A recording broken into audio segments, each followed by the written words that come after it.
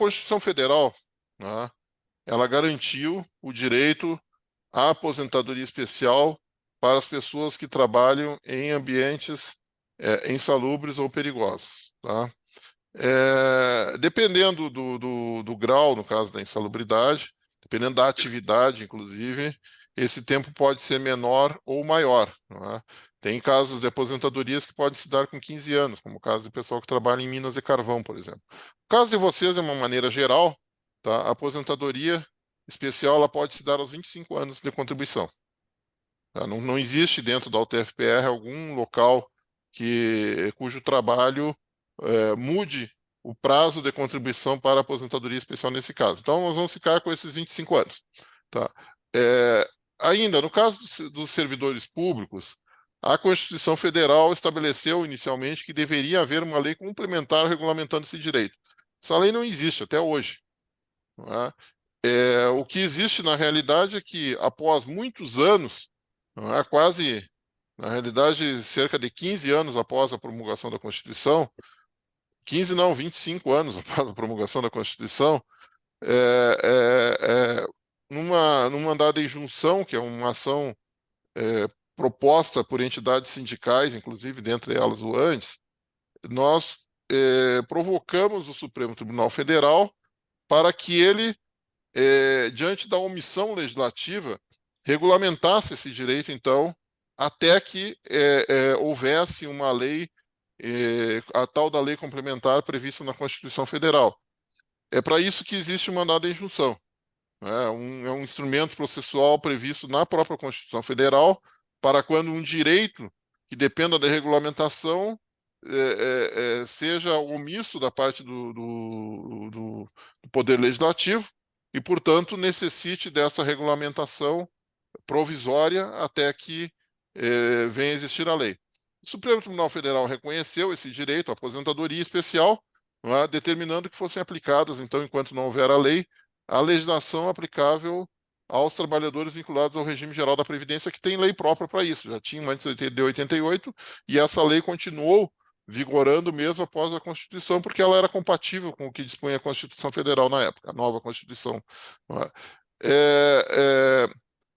Num primeiro momento, inclusive, houve muita discussão se isso não seria somente para a aposentadoria especial, esse reconhecimento, ou seja, o servidor só teria direito, não é, a pedir a aposentadoria especial, o que significaria trabalhar os 25 anos em ambiente especial também para ter direito a essa aposentadoria. Se discutiu durante algum tempo e o Supremo teve que se manifestar posteriormente a respeito da situação, quando ocorria casos, que são a maioria, em que o servidor trabalhou parte do tempo em condições especiais, mas não os 25 anos que lhe daria o direito à aposentadoria especial, não é? E outra parte sem a exposição ao risco ou à insalubridade. O Supremo, alguns anos depois, então, dessa primeira manifestação, julgou um processo que tinha essa discussão como objeto e reconheceu que, se existe tempo, parte do tempo trabalhado em condições especiais, essa parte deve ser considerada como tal, ou seja, tem que considerar proporcionalmente o período trabalhado em condições especiais como tal para fins de aposentadoria. Isso significa o quê, na prática? Né? Significa que os homens que precisam de 35 anos de contribuição para ter uma aposentadoria normal, não é? Se aplicado proporcionalmente os 25 anos, teria um acréscimo para cada ano trabalhado de 40%, que é a diferença de 25 para 30, né? Para 35. E no caso das mulheres, cuja aposentadoria é aos 30 anos de contribuição, claro que tem outras exigências, mas no que diz respeito ao tempo de contribuição é isso. Tá? 30 anos de contribuição, então, esse tempo trabalhado em condições especiais, então, acresce em 20% para cada ano. 25 para 30 dá uma diferença de 20%. É por isso essa diferença aí para os homens. Os homens precisam na aposentadoria comum, 40% de tempo a mais do que necessita alguém em aposentadoria especial. As mulheres precisam de 20%. Então, essa é a situação. O problema, portanto, vocês poderiam perguntar, tá, então por que que nós não conseguimos fazer essa contagem do nosso tempo especial aqui, se a próprio judiciário já reconheceu o direito? O problema não é, hoje, o reconhecimento do direito em si, a conversão desse tempo especial, mas sim a prova da existência do tempo especial. Parece uma coisa absurda, mas é o que acontece. Não é? Vejam vocês, a princípio, não é? Vocês poderiam pensar, tá, mas se eu recebi o adicional, não é porque eu trabalhei em condições especiais? Eu penso assim também, mas na justiça não é assim o entendimento. Eles entendem que a prova do recebimento do adicional respectivo não é prova suficiente para fins de contagem do tempo especial para aposentadoria.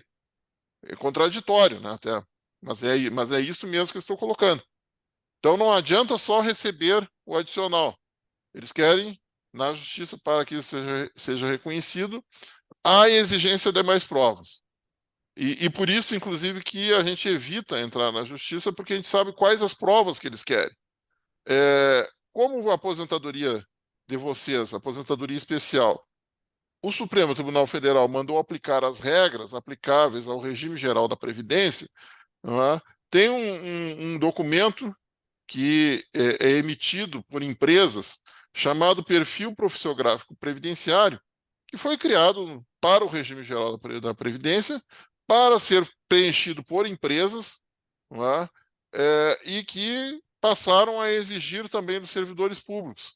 O grande problema disso, não é que os órgãos públicos, eles, na maior parte das vezes, sequer os registros necessários para que possam preencher esse documento, cuja sigla é PPP, não é? As instituições têm. Elas exigem, por exemplo, esse perfil profissiográfico previdenciário, que fosse realizado laudo todo ano. Qual é o órgão público que faz laudo todo ano? Eu não conheço nenhum. Né? Pelo contrário, tem órgãos públicos que chegam a ficar mais de 10 anos sem fazer, ou chegaram no passado a ficar mais de 10 anos sem fazer um laudo. Pior ainda, lá atrás, muito atrás, não havia registro de laudo algum.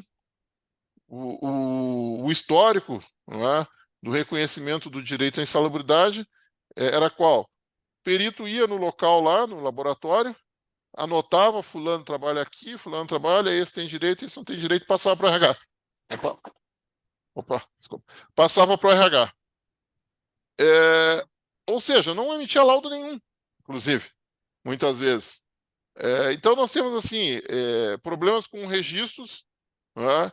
E muitas vezes a única prova existente praticamente é o próprio comprovante do recebimento do adicional. Isso dificulta muito para que os RHs forneçam esses documentos. Na prática, inviabilizam, porque além de não existir os registros necessários, o pessoal que trabalha em recursos humanos nos órgãos públicos sequer sabe como preencher esse tipo de formulário aí. Não é?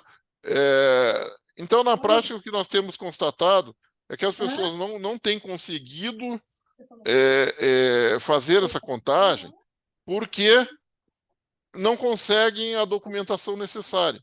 E entrar na justiça somente com o comprovante do pagamento, com o comprovante do recebimento do adicional, é entrar para perder. 100% de chances de perder, adianto para vocês. Se entrar somente com o comprovante. Algum tempo atrás, nós conversamos com o pessoal do RH e com o próprio Schiffler a respeito disso, né? Trazendo, inclusive, algumas experiências de outros órgãos, dando até mesmo o exemplo da UFPR aqui, que em alguns casos conseguiram achar um meio termo que permitisse preencher esses documentos. Nós ontem cobramos, inclusive, do pessoal do RH, porque eles nos disseram que até a sexta passada teria uma resposta a esta situação, porque eles estariam realmente procurando uma outra forma de uma regulamentação que a própria universidade fizesse de maneira a permitir que forneça esses documentos. E hoje de manhã nos responderam por e-mail que a base nos responderam o seguinte: eu não sei exatamente o que representa isso, tá? Mas eu vou até ler para vocês que eles responderam para nós. Deixa eu só abrir o e-mail aqui para mim poder ler isso para vocês. Mas olha só, eles nos disseram o seguinte, olha, é, é, falaram o seguinte: a base de conhecimento está disponível no SEI. É, isso que eles colocaram. Assim, a base de conhecimento está disponível. Dessa forma, todos os interessados poderão iniciar o requerimento para análise pelos setores responsáveis. Até depois nós perguntamos para ele, olha, onde que está o link no SEI? Até nos passaram lá. É o acesso ao SEI. Eu posso depois até disponibilizar, mas acredito que vocês acessando ali o próprio SEI consigam localizar isso. Então, segundo a informação que o RH nos passou hoje pela manhã, é, é possível hoje já na UTF-PR acessar o sistema SEI e fazer esse requerimento com base nos dados de cada servidor que estão ali. Eu não sei se eles lançaram todos pelo menos os períodos em que houve efetivo pagamento do, do adicional, não é? Ou não. É isso aí vocês vão descobrir quando acessarem lá. Porque nós não tivemos tempo de verificar algum caso concreto, porque essa informação veio quase meio-dia para nós, hoje, e nós não tivemos tempo para pensar nisso sequer.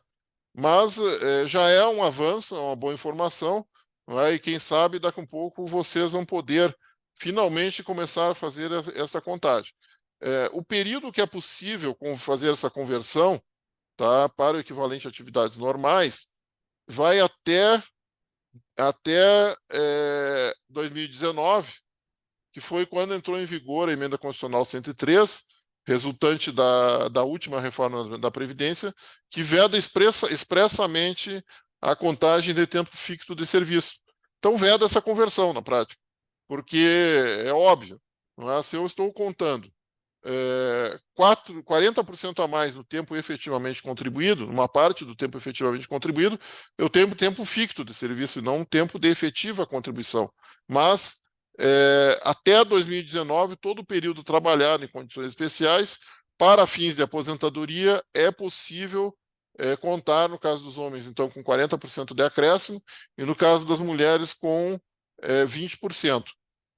E é evidente, como eu falei antes, hoje a Constituição não basta ter o tempo de contribuição, não é? Vocês sabem que há necessidade de tempo do serviço público, tempo da carreira, idade mínima, e dependendo do enquadramento legal e da norma constitucional aplicável, a idade e o tempo até mesmo de contribuição podem variar. Não é? Então, são várias hipóteses possíveis de aposentadoria. Alguns de vocês que fizeram já uma simulação no RH para ver como ficaria a aposentadoria, e vocês já viram que lá vem várias, várias datas possíveis com hipóteses diferentes, algumas, para quem entrou até 2003, com possibilidade de aposentadoria com paridade, né, integralidade, outros que entraram depois disso já não tendo mais direito à paridade, mas alguns tendo direito à integralidade, que seria a integralidade da média, resultante das contribuições, outros não, que são os mais recentes, mas é possível isso hoje já. O que já é um grande avanço. Só uma coisa, né? Quando se faz a conversão, quando se tem uma parte do tempo trabalhado em condições especiais e eu converto ele para atividades comuns, para o equivalente, eu não estou falando de aposentadoria especial. Por isso que eu faço a conversão, inclusive. Estou falando de aposentadoria comum, né, com os 35 anos de contribuição, no caso dos homens, e com os 30 anos de contribuição, no caso das mulheres. Né, que é claro, por ter esse acréscimo aí, acaba sendo um período um pouco menor exigido no que diz respeito à contribuição. Para alguns de vocês, talvez isso nem faça diferença, porque dependendo da idade, né, e do tempo de contribuição, às vezes a pessoa, pelas regras hoje existentes, precisa trabalhar tanto que converter ou não esse período já não faz muita diferença mais. Mas é sempre bom ver, é sempre bom ter essa hipótese, porque vejam bem, é período trabalhado anteriormente à emenda constitucional 19. Para quem for se aposentar, por exemplo, com uma regra de transição que decorre da uma delas, tá? Que é o que exige um pedágio para aposentadoria, ou seja, 100% do tempo que faltava para a aposentadoria lá em 2019. Se eu consigo crescer, vamos imaginar, 4 anos por conta dessa conversão antes de 2019, eu diminuo 8 anos no tempo posterior, porque aí eu tenho 4 anos a menos trabalhados e 4 anos a menos de pedágio para trabalhar pela frente. Então, pode fazer uma diferença não só de 4 anos, mas pode fazer uma diferença de o dobro disso. Ou se forem 2 anos, né, pode fazer uma diferença de 4 anos de contribuição a partir de 2019.